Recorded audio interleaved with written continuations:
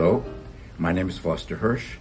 I'm the author of the book Hollywood and the Movies of the 50s, The Collapse of the Studio System, The Thrill of Cinerama, and the Invasion of the Ultimate Body Snatcher, television.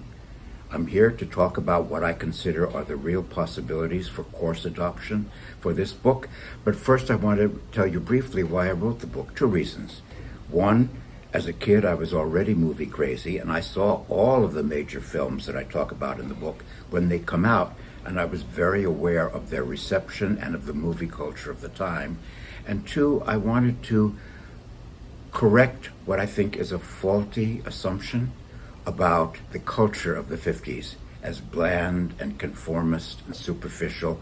Its unfair reputation as the dullest of all the decades, I couldn't disagree more with that formulation, and I tried in the book to correct those, what I feel are misperceptions. Here are the reasons that I think the book will serve very capably and valuably as a course adoption. First, I do try to cover the waterfront. I've covered just about every major topic about the movie culture and the movies themselves of the 50s.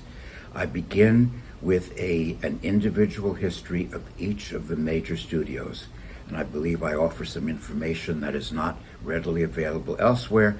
And also I've been told that my treatment of the studios and of the moguls who at the time ran them, pioneers of the industry, is unusually fair-minded. I hope so. I tried to be balanced and fair. Then I talk about the technological innovations of the 50s that were so crucial for attracting audiences back to movie theaters after they became bewitched by having an entertainment medium in their own home, television, which of course was new at the time. And I talk about 3 or 4 major technologies. This is Cinerama, a huge widescreen presentation, 3D, and CinemaScope, VistaVision, Technorama, Tadeo, the various widescreen processes that changed the way movies were made and perceived. I also then talk about the need for other kinds of new format, not only new format, but new subject matter. I talk about race films in the 50s, and I give a profile of Sidney Poitier's career, which began in the 50s and which of course was a revolutionary, path-breaking career. And I also talk about the kinds of movies and topics that were under the radar, the erasure of gay characters, but there's a gay subtext in many films of the time, and the comparative hesitation with which Jewish moguls approached Jewish subjects. A large part of the book is about the history of the blacklist, and I wanted very carefully to go over the origins of the blacklist, the way the studios contributed to the culture of the blacklist, the firing of people because of political differences. It was a shocking time, and that alone gives the lie to the idea of the blandness of the 50s. Anything but bland and politically divisive and polarized every bit as much as the political culture of the present moment.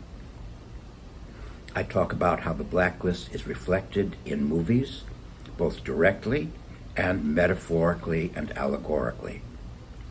I do give a full history of the influence of the actor studio and method acting in the movies of the 50s, tracing in particular the careers of the 3 great avatars of the method, Marlon Brando, James Dean, and Montgomery Clift. I talk about new stars, both male and female, and also about the history of the veteran performers during this period. I conclude with a treatment of genre, the genres that were coming to the end of the road in the 50s, the ancient world epic, the old-fashioned high-strung melodrama, the original movie musical,